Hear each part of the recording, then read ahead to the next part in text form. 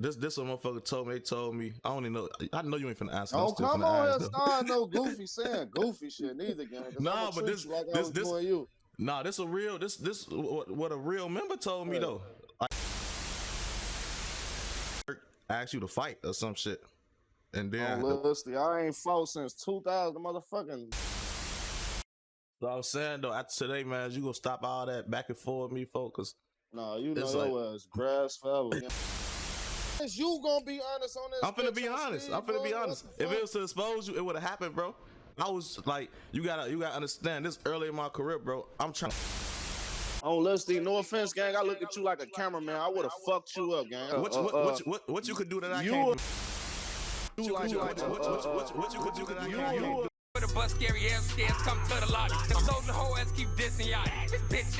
Yeah, if you didn't know, Hip Hop Interviewer 16 Shot 'em had Mimo 600 on his live stream. The interview started pretty civil until 16 decided it was content time. I probably shouldn't be using the term interviewer to describe 16, considering Mimo cooked them for being one. Mimo 600 is one of those rappers who's controversial, and 16, being an interviewer, usually tries to have Mimo on as much as possible.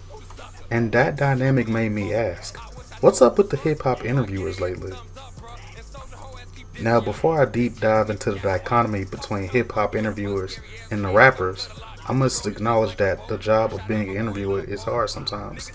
In order to give people the drama they want on a daily basis, the violence, the sex, the bullcrap, somebody has to ask that uncomfortable question to the guest. And unfortunately, that someone is often going to catch the brunt of the guest's frustration. Because by even bringing it up, you are giving the rumor just a little bit more exposure. But honestly, I can't really pity the interviewers like 16 when they get confronted by Mimo. Especially when you ask the questions he does. Talking and speaking on events that may or may not have happened. Stuff that when brought up could possibly cause issues. Issues between the hoods, issues with the law.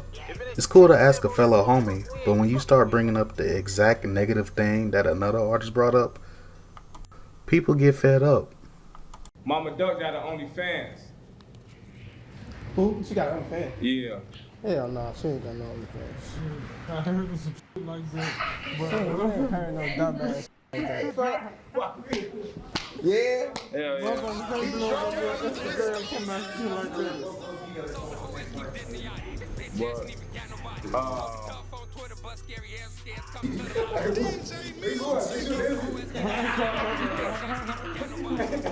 Check it out. Check it out. Screw the interviewers. The fans are the messiest people on the planet. They will ask you a certain question on Instagram Live and then record the result. Go for cut these comments off. Y'all want to screen record and do gay shit. Are a big reason why interviewers have to resort to asking about the messy things.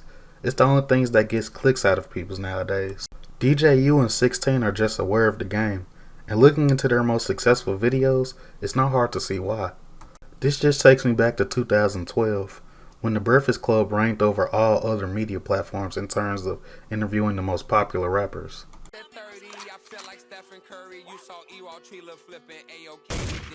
It was a thankless job that earned major points in the industry at that time. Charlamagne the God, aka the architect of aggravation, was the provocateur of the show and would ask either inappropriate questions or messy ones. With the big machine behind him, Charlamagne let his opinions about everyone fly. This, however, caused issues for him. Drop, son. He was having it out with legends, Kanye freaking West, and got into a little back and forth with Funk Flex. For you kids that don't know who Funk Flex is, he's that DJ that makes everyone freestyle. Not only did he speak on the rap game, he was prone to being a little perverted. Talk about you in those gray sweatpants. There's a lot of women out there that want to know. Just a bit handsy, that's all. Right now. What can you get for $26? You can buy me a drink for $26. Whoa. Can we slip something in your drink, then take advantage of you? Depends on how sly you are. Oh, okay. Okay. If Somebody bring the drinks. Manage it. No. I'm sure HR was having a field day when this nigga cut on his microphone. Charlamagne was the person you often thought about when you thought about hip-hop orator. He was opinionated and could speak to everyone. Ebro from the rival station. God, I feel like I'm talking about Bloods and Crips right now. Ebro wasn't that successful in establishing that lane for himself. You never really liked him, no matter who you were. I can't put my finger on it. Charlamagne got a rise out of people. Ebro made people rise from their seats and leave the interview. I feel like sometimes when niggas like be going through shit, like y'all be entertained by bullshit. You know what I'm talking about? Mm-hmm. So it's like change the subject. I'm finna walk out. We'll change which subject? Just whatever. Like, Well, no, they tried to change the subject. They was talking about the moon landing. That's bullshit too. So talk about something else. Well, I was saying, I think we don't have to talk about nothing else. We could be done right here. All right, I'm going. Say less. Well, that's a bummer. I don't know. People won't tell me what to talk about. Both definitely got backlash from the hip-hop scene back then. Though once the smoke cleared, Charlamagne was the most influential commentator. Charlamagne would inspire academics and other hip-hop commentators, myself included. Though Charlamagne will become less critical in his newer interviews, he can still toss out a joke and two, but you can tell he doesn't need to reach anymore. He made his trek in order to stand out in the interview game. He often made his guests uncomfortable. He no longer needs to create moments anymore. The syndication of The Breakfast Club was proof of that. He now stands next to his idols as a living legend. Now you know his name, controversy or not. He has also started his own podcast network with other well-known platforms who also interview rappers.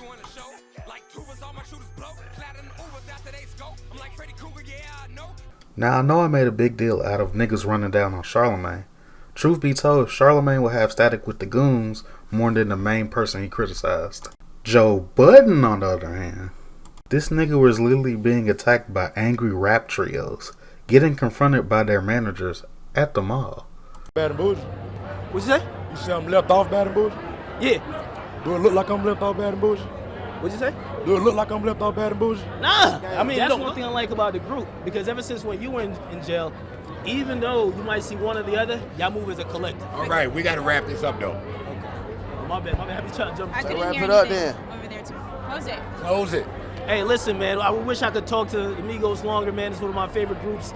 I've been covering for so long. I'm glad they succeeded, man. Hey, man, you guys are nominated tonight. Have a good show.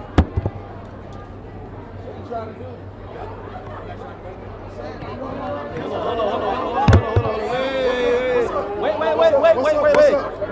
Wait. Where's that security guard? And Act kinda just had to sit there and watch, honestly. I don't really know what Nadeska was doing. Everyday Struggle was a show being led by those three. A show that probably helped popularize the hip-hop podcast format. Act with his note cards, Joe with his experience, both will have many entertaining debates about hip-hop. Sometimes the crew will host celebrities and rappers, which I thought was a bad idea for this type of show. Honestly, I think it's really hard to discuss the industry and host the industry simultaneously. How can you criticize the industry and keep up airs? Which is why I think these interviews rub the artist the wrong way. Grew up with, I've known since I was 5 years old, and to see you come on the internet and like with this corny ass little voice and make jokes about it, like, you know, I was waiting to see you. And it's a couple people waiting to see you. I heard you say you didn't want to come to Chicago when I sat down, because you clearly don't, because you really couldn't even stand outside. You get chased out the mall. Wait, I do get love in Chicago. Like, I mean, out the mall, DJ Academics. I mean, truth be told, there's a mixed reaction. You know you can't deal with that. So you act like there's no love for me in Chicago? No. I wish I'd have known. And you need to. I wouldn't have been constructive about it? There was nothing constructive about it. And I'm gonna tell you the truth. I really think you're a bitch, because. And what's that? Because there's a video that you put up about a person named Trey 57 making all these jokes. Oh, here's another Chirac Savage. Like, this guy is stupid. He messed with the Grim Reaper. Like, nigga, this is not a video game. That's a nigga I grew up with. I've known since I was 5 years old. And to see you come on the internet and like with. The tone was discordant like you wouldn't believe. Cause the cast is just trying to have a down-to-earth podcast. Meanwhile, to some of the artists, this was just a leg in their press tour. Complex, unsurprisingly, will botch the lightning in the bottle that they had. It wouldn't pay Joe what he thought he was worth. So he left, in everyday struggle, in his desperation, attempted to replace that voice. Star, Wayno, but that should be said, not everybody is replaceable in this industry. Joe has a unique perspective that can't be replicated. His love for broadcasting pairs very well with his own industry experience as a musical artist. Just like Charlemagne, his main op/friend, Joe run to the sunset with his own podcast, one that was a little less reliant on celebrity interviews, which can go either really well or really bad. And though the pod still invited guests, you can tell the interview was framed to Joe's comfort rather than Complex's, whose idea of comfort was to get Joe to interview people who he had issues with, providing minimal security and just letting it happen. Thanks, Complex. Joe still runs a hit podcast, but he rarely interviews artists, sometimes mixing athletes or a rapper or two. DJ Academics now runs a newer podcast called Off the Record, which often lets Ak have a one-on-one with rappers. It has worked out pretty well for him so far, but he has had issues with Chief Keef. Ak was frustrated that Keef didn't answer DM he sent about appearing on his podcast. I think Ak was experiencing the pitfalls on relying on artists for your content. The artists themselves have to play ball and want to give a good interview. Gave them niggas rep that they never had. I call that nigga the Chirac Grim Reaper, nigga. That's why when he's getting shot at and shit happen to him, y'all are looking at it in disbelief. You know why? Because I created that fucking vision that he was untouchable. So don't do it like it's one-sided. That's what I'm trying to tell y'all. I've done a lot to create narratives and help rappers themselves. When 6ix9ine couldn't get an interview, I told Elliot, he knows that's the guy who signed him. I said, yo, you should get him an interview. Ak has an endearing personality, so artists typically like him anyways. I think that's what separates Ak, Joe, and Charlemagne from their inexperienced counterparts.